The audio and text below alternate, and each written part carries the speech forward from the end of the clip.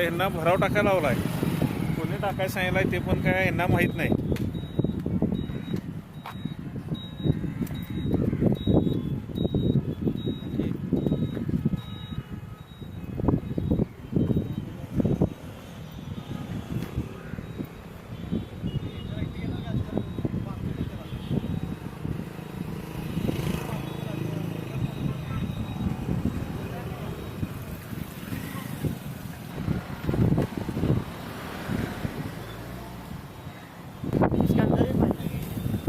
नीचे आता है ना पानी, ऊपर तक जाता है ऊपर.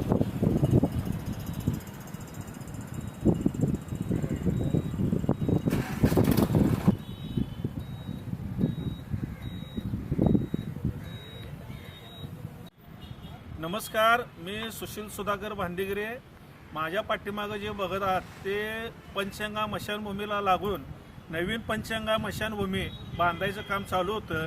1,40,00,000 रुपयेचा निधी याला मंजूर झाला आणि आता त्या 1,40,00,000 कॉन्ट्रॅक्टरला ज्यावेळी विचारलं तर ते म्हणतात की आम्हाला वर्क ऑर्डरला जेवढं काम मंजूर होतं ते आम्ही ह्या ठिकाणी केलेलं आहे.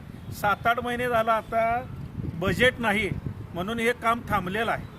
मग बजेटची पूर्तता नसताना तुम्ही नवीन मशानभूमी बांधायचा घाट घातला कसा? आज आपल्याकडे पैसे जर उपलब्ध नसतील तर तुम्ही ते काम काढताय कशाला? 50,000 मंजूर करायचे आणि काम काढायचं 5 लाखाचं. मग ते काम कसं पूर्ण होणार? आज ह्याला 1,40,00,000 खर्च केला आहे म्हणून कॉन्ट्रॅक्टर इथं सांगायला लागलेला आहे. मग बाकीचं बजेट येणार कधी? आज महानगरपालिकेतले नगरसेवक जे प्रभागातले आहेत त्या सगळ्यांनी ह्या कामाची चौकशी केली पाहिजे की खरोखरच 1,40,00,000 हे काम झाले का आणि ह्याला पुढील बजेट मंजूर आहे काय?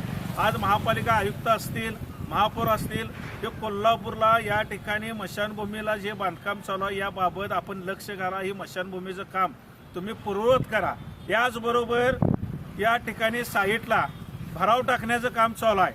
तो भराव या ठिकाणी जो टाकलेला आहे ते एका विशिष्ट घर पाडलेला आहे त्याचा भराव आणून टाकलेला आहे. याला खाली कुठलीही पडदी नाही आहे आणि जो भराव टाकाल्यात तो भराव सगळा पंचगंगा नदीच्या पुराच्या पाण्यामध्ये चाललेला आहे. मग असा जो बोंगळ कारभार चालू आहे, रात्रीची या ठिकाणी प्रेतं आलीत, 4 व्हीलर गाड्या या ठिकाणी पार्किंग करायला गेलीत आणि त्या ठिकाणी जर गाडी खाली गेली, जीवितहानी झाली तर ह्याला जबाबदार कोण आहे?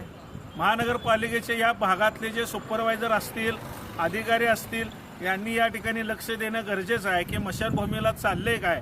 आणि महापौरांना कळकळीची विनंती आहे की कोल्हापूरची लोकसंख्या वाढायला लागलेली आहे. प्रत्येक उपनगरामध्ये मशानभूमीचं आरक्षण जे टाकलेलं आहे त्या ठिकाणी तुम्ही मशानभूमी बांधा.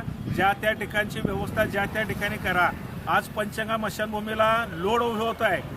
या ठिकाणी बघायला गेलं तर आता पंचगंगा मशानभूमीमध्ये रक्षा सोडली जात नाही, ती कुंडामध्ये सगळी टाकली जाते आणि मुठभर रक्षा पाण्यामध्ये सोडली जाते.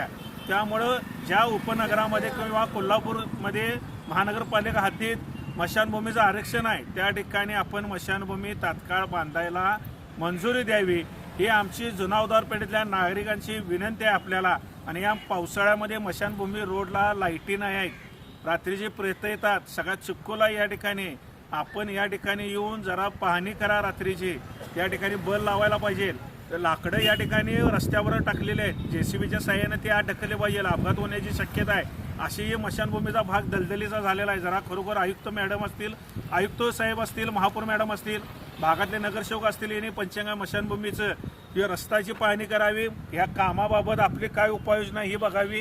किंवा भराव कशासाठी टाकायला आहे, सगळ्या नदीमध्ये चाललेला आहे. या सगळ्या प्रकरणाची आपण चौकशी व्हावी हीच या ठिकाणी जुनावदार पेठेतील नागरिकांच्या वतीनं आमची विनंती आहे.